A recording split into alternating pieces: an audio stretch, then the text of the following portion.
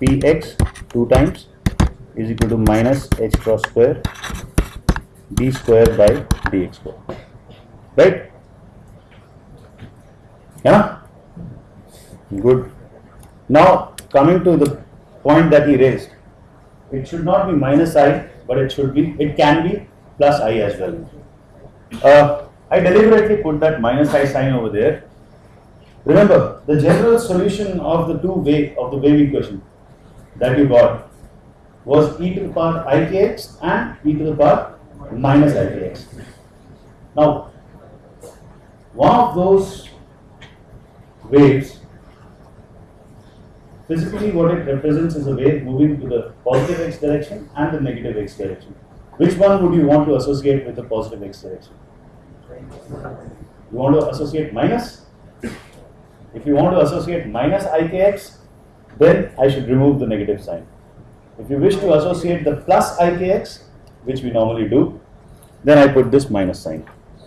And you can see, so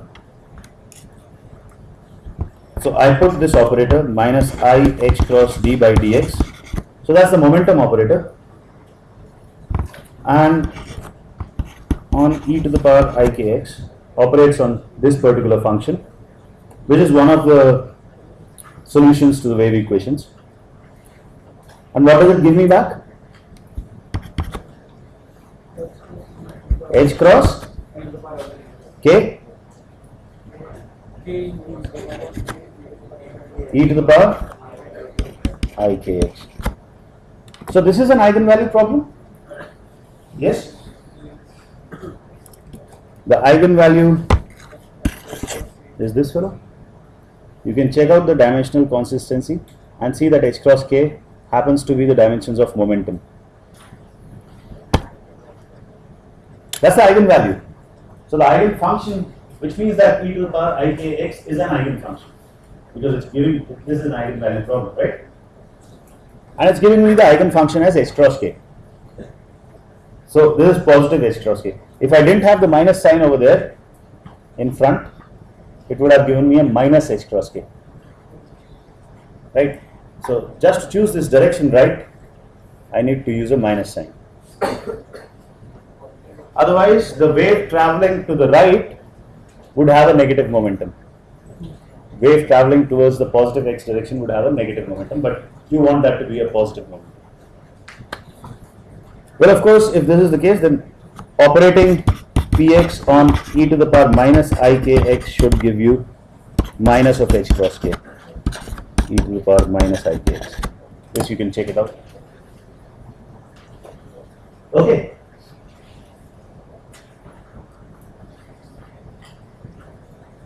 So now you know what is the momentum operator as well. And as time comes, I will tell you about the other operators too.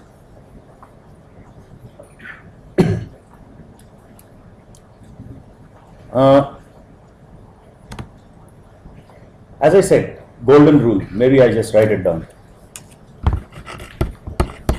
Always use an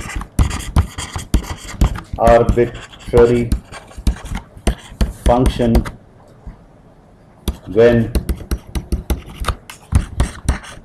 dealing with operators. Always. I'll give you an example where you can go wrong.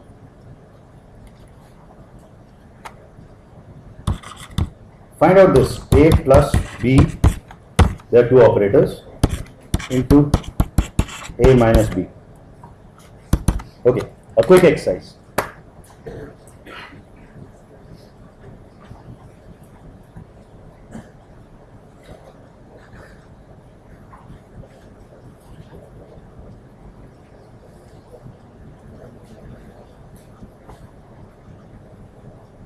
A plus b into a minus b. A square minus b square?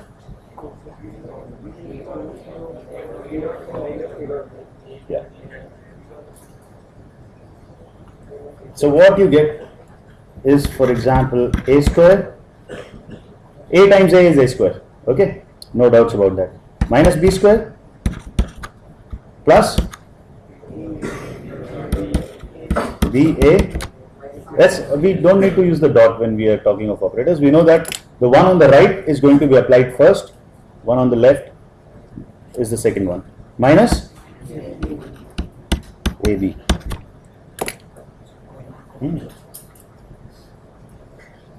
This one you can perhaps get away much easily, but there will be examples where if you do not use that f, that arbitrary function, you will get into a mess.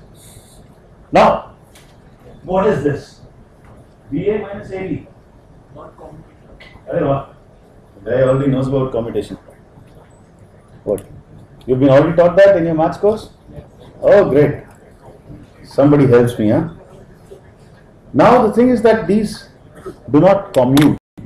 What it means is that if I operate A first or whether I operate B first makes a difference. Think of the energy and momentum. Okay. Do they commute or do they not? Don't think in mathematical terms, believe me.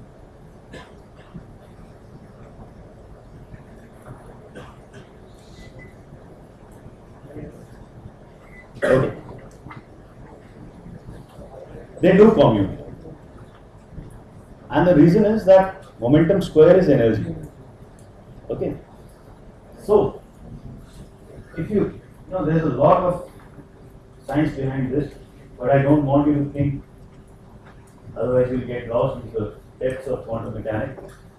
But if you realize this particular wave function, e to the power ikx, is a solution to the Schrodinger equation. It's an eigenfunction for the Schrodinger equation, and it's also an eigenfunction for the momentum operator. Both. So when two things commute, that means they can be measured simultaneously. In other words, so if you operate with the Hamiltonian on e to the power ikx, you get back the same. You get back some energy times e to the power ikx. So it's an eigenfunction e to the power ikx, which means that it doesn't change this particular vector. The vector stays there. And then when I measure momentum, this momentum is also measured on the same vector. Right? That's also an eigenfunction. So if two operators commute, they have a common set of eigenfunctions. We'll come to this much later. But anyway, we can always tell you in advance. So yeah, commutation is identical to measurement.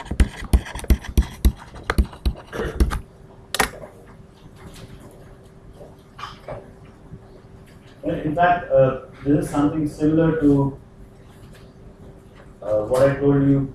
I gave an example about U being a function of volume and temperature, and then I could change them independently.